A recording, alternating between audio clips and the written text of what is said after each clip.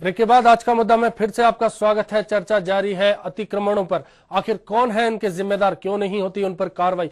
चर्चा को करेंगे, उससे पहले देखते हैं जयपुर जेडीसी समेत निगम से जुड़े अफसर और जनप्रतिनिधि क्या सोचते हैं इस मसले पर, जानते हैं। आज अतिक्रमण एक बहुत बड़ी समस्या हम लोगों के सामने आ रही है, जिसका खामियाजा हमें कुछ दिन पहले इस जयपुर शहर की जनता को भुगतना पड़ा था। आप अमानी शाह के नाले को ही ले लीजिए, वहाँ इतने बड़े बड़े अतिक्रमण हो रखे हैं। इसमें या तो अधिकारी जिम्मेदार हैं या फिर 2003 से और 8 तक इस बीच में काफी सारे अतिक्रमण वहां पर हुए हैं। तो इस बीच जो भाजपा सरकार रही, इसमें या तो उनके नेता जिम्मेदार है या फिर अधिकारी जिम्मेदार है, तो उनको सख्त से सख्त कार्रवाई की जानी चाहिए।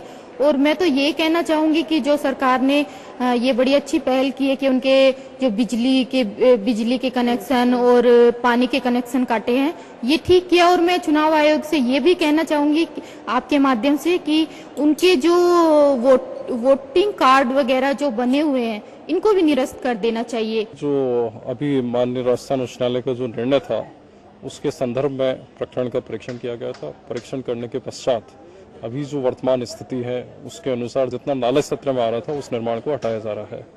बाकी जो बात है उसके बारे में अभी वर्तमान में कुछ कहना संभव नहीं है। वो सारा रिकॉर्ड देखने के बाद में कुछ बताया जा सकता है। ये जो भी तो हाईकोर्ट के माननीय उच्च न्यायालय के डायरेक्शंस यही हैं कि अगर ऐसा प्रतीत होगा कि जिसमें कोई अधिकारी के कोई माल इंटेंशंस नजर आते हैं, कोई मैलिफाइड्स नजर आते हैं, तो निश्चित रूप से कार्रवाई होगी। जो अभी अभियान चल रहा है तोड़ने का, इसमें सबसे ज्यादा जो अतिक्रमण करवाने का रोल रहा वो बीजेपी सरकार का रहा।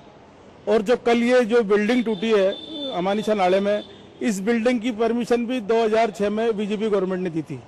और ज्यादातर जो अतिक्रमण हुए हैं ये सब बीजेपी गवर्नमेंट ने कराए।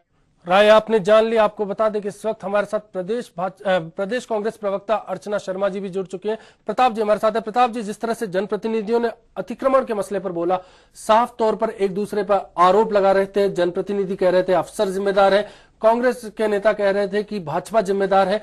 आखिर क्या है, कौन जिम्मेदार है और क्यों नहीं कार्रवाई होती? अश्विनी, बड़ी बात यही आती है कि आखिर में जब साफ तौर पे कह रहे हैं कांग्रेस के प्रतिनिधि कि भाजपा जिम्मेदार है, तो सबसे बड़ी बात आती है कि क्यों नहीं कार्रवाई हुई। क्या लगभग 3.5 साल गुजर गए, सरकार को क्यों नहीं हुई? अर्चना जी हमारे साथ है। अर्चना जी, बड़ा सवाल ये उठता है कि जिस तरह से बात आ रही है कि आखिर में अतिक्रमण तो हो गया, अतिक्रमण के कारण जो शहर को नुकसान होना था वो भी भारी मात्रा में हो गया। उसके बाद हाईकोर्ट के निर्देश पर कोई कार्रवाई होती है, लेकिन क्या इसी तरह हाईकोर्ट के निर्देश पर कार्रवाई होती रहेगी और हमारी सरकार और हमारे प्रशासन इस तरह से चुप रहना चाहिए? देखिए प्रताप जी, यदि हम सिर्फ जयपुर की बात करें तो ये बात ठीक है। ये नहीं समझे कि मैं कांग्रेस पार्टी के प्रतिनिधि हूँ इसलिए ये बता रही हूँ आपको, लेकिन ये वास्तविकता है कि 81 की बाढ़ से आई थी, उससे पहले और उसके 7 साल बाद तक इस अमानी शाह नाले में जो द्रव्यवती नदी थी, इसमें किसी प्रकार का कोई अतिक्रमण नहीं था।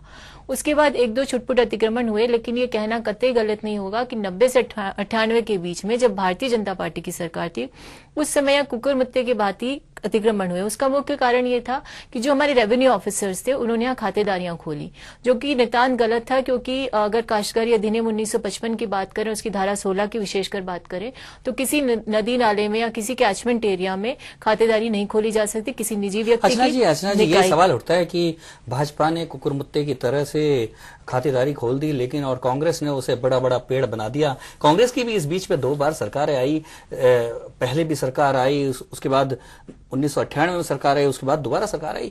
इतना बड़ा कार्यकाल उनका आया, क्या कांग्रेस ने क्यों नहीं एक्शन लिया? जब साफ तौर पे जाहिर था कि भाजपा के शासनकाल में ये अतिक्रमण हुए हैं, तो क्यों नहीं कांग्रेस ने राजनीतिक कदम ही उठाते हुए क्यों नहीं लिया इसको? देखिए, मुख्य कारण ये था कि जो नदी नाले जो होते हैं वो स्थानीय निकाय की संपत्ति होती है, और आप जानते हैं कि उस समय भारतीय जनता पार्टी का बोर्ड रहा, और आज भी स्थिति कमोबेश वही है कि बोर्ड तो भारतीय जनता पार्टी का ही है।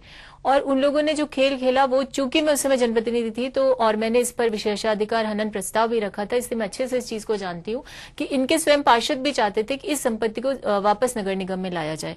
2003 की बात है कि जब निर्मला वर्मा जी आई और उन्होंने प्रयास भी किए, उसके बाद जब निर्मला वर्मा जी का देहांत हुआ तो उसके बाद फिर जनप्रतिनिधि जो भारतीय जनता पार्टी के जनप्रतिनिधि थे, उन्होंने कहा कि इस संपत्ति को वापस नगर निगम में लाया जाए, क्योंकि ये जेडीए के सुपुर्द की जा चुकी थी, क्योंकि नगर निगम इसकी रखवाली नहीं कर पा रहा था। और जो कंसल्टेंसी हुई, स्पान कंसल्टेंट, वो भी जेडीए के माध्यम से, और उसने 320 22 मीटर की बात कही, और आज उसके बाद जब पर अर्चना जी, इस एरा बिल्डिंग का जो मामला आ रहा है उसमें तो साफ तौर पे जाहिर है कि जमीन जो अलॉट हुई है वो कांग्रेस के शासनकाल में हुई है। बीडी कल्ला उस समय नगरीय विकास मंत्री थे, जेडीए ने जारी की, जीएस संधू और एनसी गोयल उसमें इन्वॉल्व थे, और उसके बाद जब यहां बिल्डिंग बनी तो नक्शा पास बीजेपी के शासनकाल में होता है। दोनों की दोनों पार्टियां इन्वॉल्व होती हैं, क्यों नहीं उस समय अलॉटमेंट को रोक दिया गया, क्यों नहीं उसे कैंसिल कर दिया गया? क्या लगता नहीं है कि यहां जब कांग्रेस पार्टी को जो एक्शन लेना चाहिए था वो नहीं कर पाई? वो नहीं, ये आपकी बात ठीक है कि जब नदी नालों में या जो भी सरकारी भूमि है उस पर अतिक्रमण होता है तो निश्चित रूप से जब निचले स्तर पर ऐसी कार्रवाई होती है कि रेवेन्यू ऑफिसर्स की मिलीभगत होती है और वो अपनी सत्ता में के समय जो प्रशासनिक अधिकारी होते हैं भूमाफिया के साथ गठजोड़ करते हैं, और इस गठजोड़ से जब भूमि का जो उपांतरण कर देते हैं, उसके बाद जब वो वहां से नक्शा जाता है निचले स्तर से बीपीसी के माध्यम से फिर आगे जाता है, उसके बाद मिनिस्टर लेवल पे जाता है, तो उस समय हो सकता है कि मंत्री जो होते हैं उनके संज्ञान में यही बात लाई जाती है कि ये जो भूमि है इसका भूपांतरण किया जा चुका है, इसमें 90B की जा सकती है। तो इस तरह का जब बना करके ड्राफ्ट दिया जाता है तो इसमें ये देखना आवश्यक है कि जो हमारे निचले स्तर के रेवेन्यू ऑफिसर्स हैं उनकी कितनी मिलीभगत है, क्योंकि अच्छा जी, इसमें प्रताप जी बड़ा सवाल फिर खड़ा होता है कि हाईकोर्ट की, जैसा कि अभी तक हम सुनते आए, हाईकोर्ट के दखल के बाद कार्रवाई की गई, कहीं ना कहीं जो खुद की मंशा थी वो बिल्कुल नजर नहीं आई। देखिए, ये बिल्कुल मैं हमेशा कहती रही हूँ, आज इसी शो की बात नहीं है, मैं हमेशा कहती रही जब मैं जनप्रतिनिधि थी कि हाईकोर्ट का हस्तक्षेप जब होता है तो बड़ी शोचनीय स्थिति होती है जनप्रतिनिधियों के लिए, प्रशासनिक अधिकारियों के लिए और उन लोगों के लिए जो कि इस तरह के अतिक्रमण करते हैं। आपको याद होगा कि जब पूर्ववर्ती जब कांग्रेस सरकार थी तब सुप्रीम कोर्ट के हस्तक्षेप के बाद ऑपरेशन पिंक चलाया गया, लेकिन उसमें भी साधुवाद होना चाहिए जनप्रतिनिधियों के लिए और प्रशासनिक अधिकारियों के लिए कि उन्होंने सुप्रीम कोर्ट के डायरेक्शंस को माना और पूरे परकोटे में जो बरामदे थे वो खाली किए गए। तो हाईकोर्ट समय समय पर हस्तक्षेप करता है तो लोग अर्चना जी, इसका मतलब ये हुआ कि बार बार हाई कोर्ट और सुप्रीम कोर्ट को दखलंदाजी करनी होगी तभी सरकारें चलेंगी। लेकिन अब बड़ा सवाल ये उठता है कि कल जब एरा की बिल्डिंग गिराई जा रही थी 9 मंजिला, तो तमाम पूरा शहर इकट्ठा था और वहां सुकून महसूस कर रहा था, उन 9 सेकंडों को अपनी आंखों में कैद कर रहा था, कह रहा था कि लग रहा है पहली बार किसी भूमाफिया के खिलाफ, अधिकारियों के खिलाफ और ऐसे भ्रष्टाचार अधिकारियों के खिलाफ कि वो सारे के सारे जमींदाज होते हुए दिखाई दें। लेकिन सवाल ये वहां उनका खड़ा होता है कि क्या बिल्डिंग को तो गिरा दिया गया, क्या ऐसे अधिकारियों के खिलाफ भी सरकार आपकी कार्रवाई करेगी जिन्होंने इस तरह की ऊंची बिल्डिंग को खड़ा होने दिया? बिल्कुल करेगी। आप अगर कांग्रेस सरकार का इतिहास देखें तो ऐसे जो भी अधिकारी रहे हैं उनके खिलाफ कार्रवाई हुई है, और यूपीए गवर्नमेंट में भी लोग कहते हैं घोटाले हो रहे हैं, लेकिन मैं कहती हूँ यदि घोटाले हो रहे हैं, संज्ञान में आ रहे हैं सरकार के, तो उनको आप देखिए कि वो मंत्री सलाखों के पीछे भी हैं। तो हमें ये भरोसा पूरा रखना चाहिए कि ऐसे लोगों के प्रति, चाहे वो जनप्रतिनिधि हो या स्थानीय निकाय का प्रतिनिधि हो या उससे बड़े प्रतिनिधि हो, उनके खिलाफ निश्चित रूप से सरकार कार्रवाई करेगी। बिल्कुल बिल्कुल अर्चना जी, चर्चा को जारी रखेंगे। फिलहाल वक्त है एक ब्रेक का। ब्रेक के बाद हमारे साथ उप महापौर मनीष पारीक भी जुड़ेंगे।